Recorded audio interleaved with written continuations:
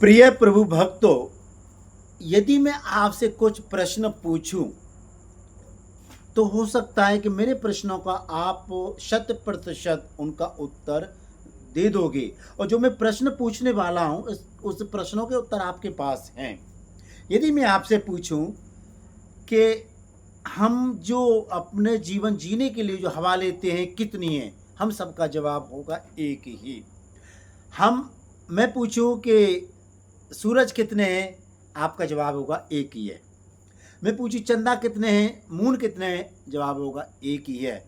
मैं पूछूं ईश्वर कितने हैं, जवाब होगा एक ही है।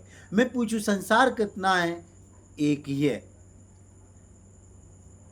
यानी हम सब ईश्वर की नज़र में भी एक ही हैं, क्योंकि ईश्वर ने हमें सबसे बड़ा उपहार इस संसार में ला के रखा है। ईश्वर का बहुत ही मुफ्त में दिया हुआ उपहार है, एक नमूना है, अद्भुत है।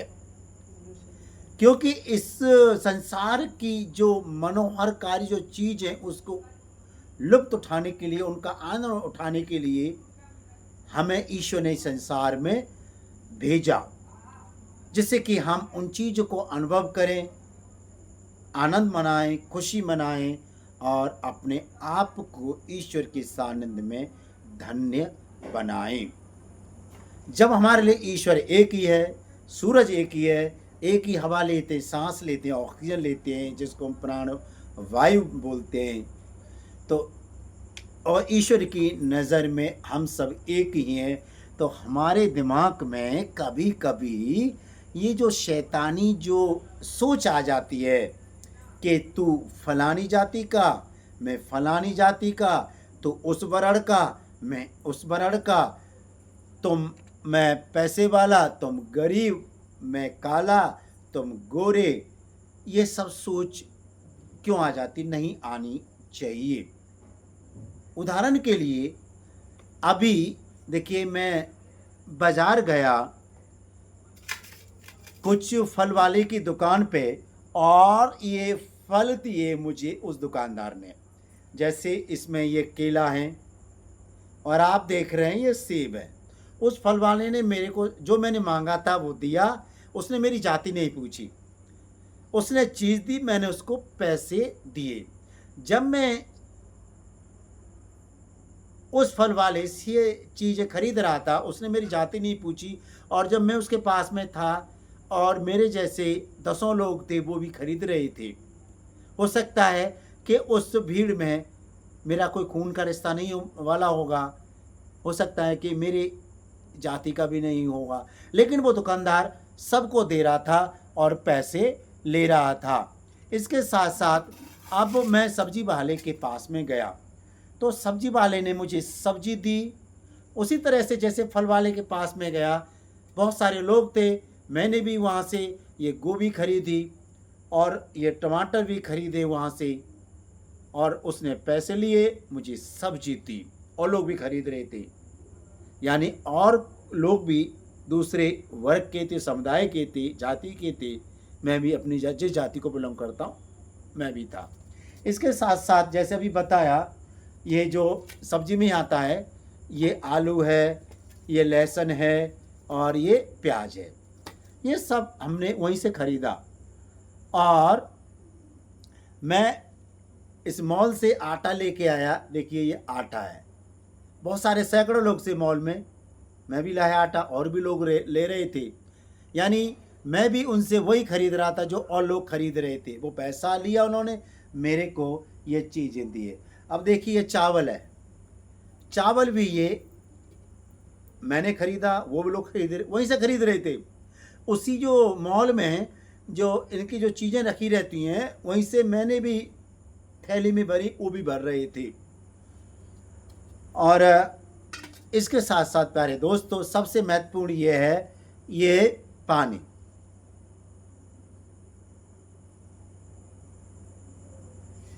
ये पानी हमारा जीवन चलता है।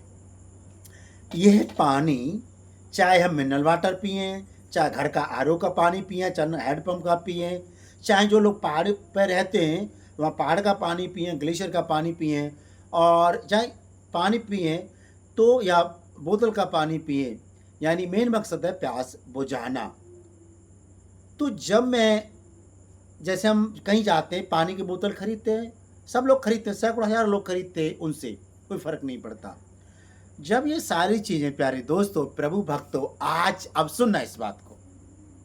हालाँकि हो सक आप जानते हैं इस बात को, लेकिन मैंने समाज में देखा है, मैं जहाँ कहीं भी जाता हूँ या मैं ट्रेन से यात्रा करता हूँ, बस से यात्रा करता हूँ, लोगों की कथनी और करनी में बहुत अंतर है, बहुत ज़्यादा अंतर है।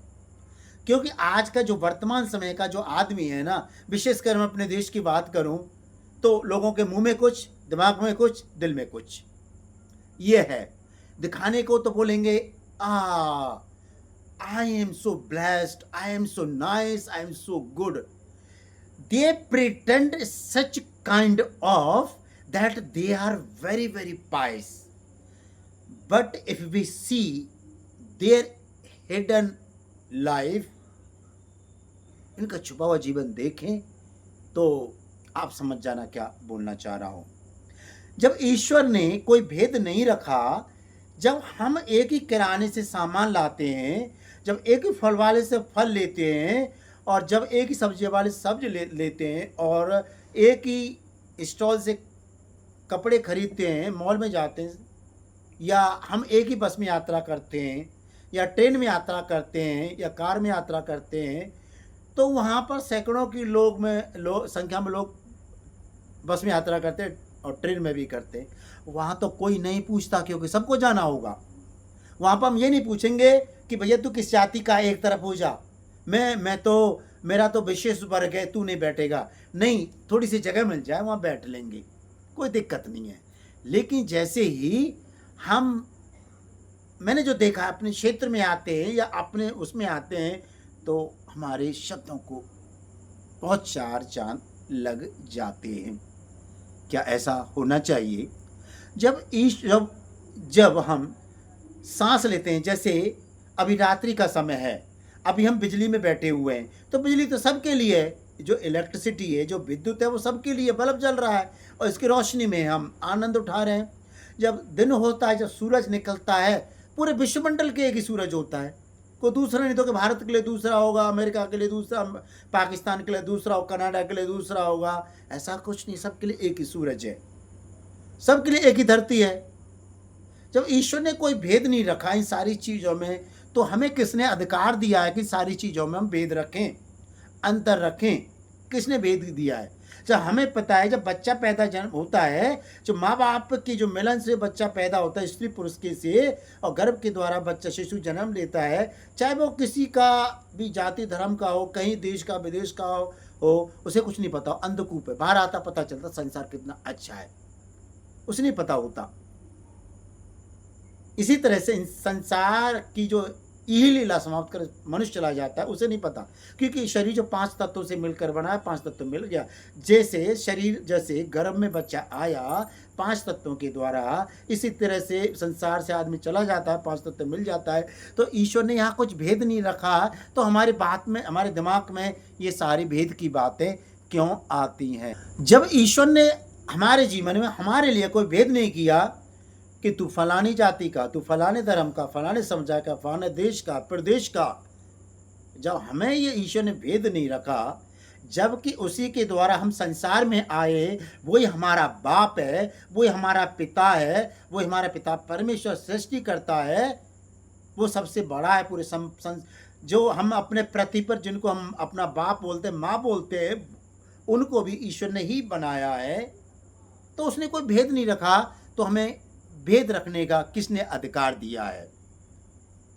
देखिए प्रभु भक्तों, मेरे कहने का मतलब है, आप इस बात को सोच समझना। आज जिस तरह से कुआं होता है ना, कुआं हम जिस तरह से आवाज़ देंगे ना, वो वैसे ही लौट के आएगी।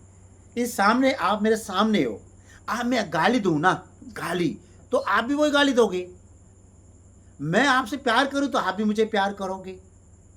यदि मैं आपसे कटुता की भावना रखूं, आप भी रखोगे। यदि मैं ईश्वर के प्रति नफरत की भावना पालूं, तो ईश्वर मुझे देख लेगा, समय से पहले मार देगा, कि कोई भी समस्या, कोई भी घटना क्रिएट करके मुझे मार देगा संसार से। कहने का मतलब ये है, हम ईश्वर जो हमारा एक है, वो हमें प्यार करता, सर्वशक्तिमान है, उसने कोई भेद नहीं रखा हमारे जीवन में हमारे लिए, तो हम कौन भेद होते हैं? यदि हम भेद की भावना रखते हैं, तो मैं नहीं समझता हूँ हम अपने लिए गड्ढा खोद रहे हैं। क्योंकि हम दिन प्रतिदिन हम पाप करते, बहुत सारे पाप कर रहे हैं, तब भी ईश्वर हमें प्यार कर रहा है। ऐसी बात नहीं कि मैंने व्यभिचार कर दी, ईश्वर ने मुझे मार दिया, हार्ट अटैक आ गया, मर गया, बीमारी आ गई, मर गया, ऐसा कुछ नहीं है। ईश्वर दिन प्रतिदिन, साल 2 साल 10 साल सब माफ करता है। जब ईश्वर जब हम इतने जघन्य अपराध करते हैं, पाप करते हैं, ईश्वर हमारे पापों को ढकता है, उजागर नहीं करता है, माफ करता है, सुधरो सुधरो सुधरो सुधरो, लेकिन हम तो सुधरते नहीं, हम भेद करते हैं। जब ईश्वर ने एक ही सूरज बनाया, एक ही लाइट बनाई, बिजली, एक ही चंदा, तारे मंडल बनाया, विश्वमंडल बनाया, गैलेक्सी बनाई, और हम कौन होते हैं जो भेद करने वाले? यदि हम भेद करते हैं तो हमारे अंदर ईश्वर का वास नहीं, शैतान का वास है। फैक्ट है ये। It is 100% true. You have to agree with me, you have to agree with my words, with my sentences. सोचना इस बात है। यदि हम खुश रहना चाहते हैं, खुश। और दूसरा उदाहरण के एक बात बताता हूं। आप हो सकता है मुझे जानते हो, आपको पता है मैं किस जाति को, कहां से हूं। यदि मैं अपने मोहल्ले से, अपने ज़िले से या कहीं दूसरे के निकल जाऊं तो कोई मुझे जान नहीं पाएगा। आप कहीं चले जा रहे हैं, आपके मोहल्ले में, पड़ोस में या कॉलोनी में या शहर में आप लोग को जानते हो, लेकिन आप दूसरे के चले जा, कोई नहीं जानता होगा आपको कि जाति किसी धर्म के हैं, नहीं जानता होगा। तो उसी तरह से हमारे अंदर जो मनगढ़ंत कहानियाँ जो अपने फ़ायदे के लिए हम मनुष्य ने बनाई है, हमको अब ईश्वर के रास्ते पे आने की ज़रूरत है, जिससे कि हम खुश रहें, हमारा परिवार खुश रहे, आबाद रहे, और हम हर प्रकार के झंझटों, मुसीबतों, परेशानी, दुखों, संकटों, बीमारियों, अनिष्टों, समस्याओं से बचते रहें। ईश्वर यही हमसे चाहते हैं। जब हमारा ईश्वर एक ही है, पृथ्वी एक ही है, सूरज एक ही है, चंदा एक ही है, असंख्य तारे मंडल है हमारे लिए, जब ईश्वर ने कोई भेद नहीं रखा, तो हम कौन होते अंतर करने वाले दूसरों में? आशा करता हूं प्रभु भक्तों, आज का ये वीडियो आपको ज़रूर पसंद आया होगा। और अंत में ये बोलना चाहता हूं, सच बोल रहा हूं, इस बात को आप ध्यान करना। हम जब बच्चा जन्म लेता है ना, उसे नहीं पता कहाँ जा रहा है, कौन सी माँ मिलेगी, कौन से बाप मिलेगा, किस जाति में जा रहा है, धर्म में जा, उसे नहीं पता। और जो इंसान जब मर जाता है उसे नहीं पता। जैसे मैंने एक पहले वीडियो में बताया था कि जब इंसान इस संसार से मर जाता, चला जाता है, चाहे उसे पानी में बहा दो, चाहे 6 फुट गड्ढे में गाड़ दो, कब्र में गाड़ दो, दफना दो, चाहे जला दो, और किसी भी तरह से उसका शरीर का अंत कर दो, वो मिट्टी था मिट्टी में मिल जाता है। या उसे एक आदमी कहीं फेंक आओ, गाड़ दो, 10 आदमी या लाख चले जाओ, उसे कोई फर्क नहीं पड़ता, मिट्टी था मिट्टी में मिल जाता है। तो ईश्वर के द्वारा जो प्रदत्त जो वरदान है हमारे लिए, ईश्वर एक है, वही चाहता हम ईश्वर बने, इंसान में हम भेद न करें, जिससे कि हम और हमारा परिवार खुश रहे।